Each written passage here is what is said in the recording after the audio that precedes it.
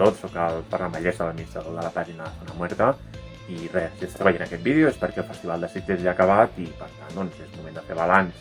En aquest vídeo doncs, recollim el testimoni doncs, de diferents mitjans de comunicació que han cobert l'esdeveniment, així com una persona relacionada amb el món de l'espectacle, i res, esperem que us pugui interessar. Ens veiem als cinemes. Salut!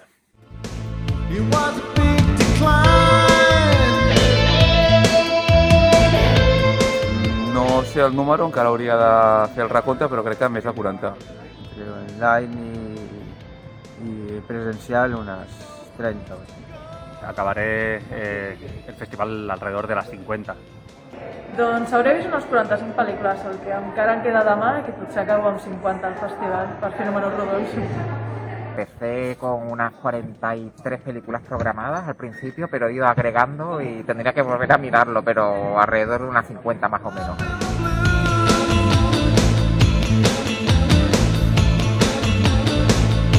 De moment em quedaria amb Mandíbul, No mataràs i The Dark and the Wicked. La vampira de Barcelona, Baby i aquestes dues, bàsicament. Potser una altra iraní que vaig veure, que era The Night, que era força interessant. The Dark and the Wicked, Saint Maud i Host. Possesso, em va fascinar bastant, és molt transgressora. Mosquito State, tot i que és de les que a molta gent no li ha agradat gens, però per mi la trobo molt rodona en molts aspectes. I tinc dubtes perquè m'han agradat moltes més, però crec que em quedaria amb The Education of Frederick Hitzfeld, que també em va deixar molt trencada al final. Los tres títulos que más me han gustado: Come True, Saint Maud y The Dark and the Wicked.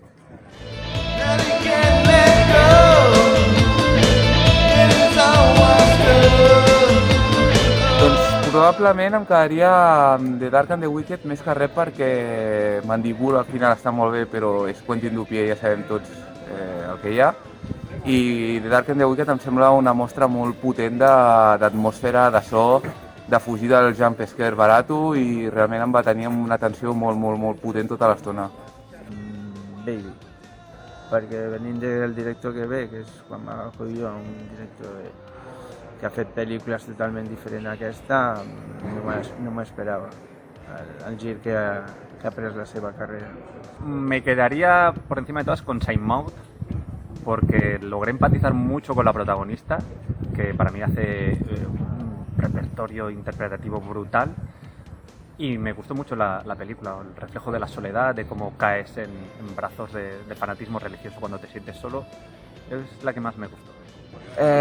Difícil decidir, te diría Saint Maud, por la mezcla de drama que tiene, drama costumbrista, de problemas de identidad y de la personalidad que ha tenido. Me ha parecido un reflejo bastante realista del drama que está viviendo la protagonista, y también por la mezcla con terror, ¿no?, que tiene ya en su tramo final. Amb Mosquito State, clarament. Tracta molt bé el tema dels mosquits, el cicle que desenvolupen i com ho relaciona amb la borsa. A part és molt, també, el body horror també el tracta molt bé, i la fotografia, la banda sonora, tot és perfecte. Per ser una òpera prima la vaig trobar brillant.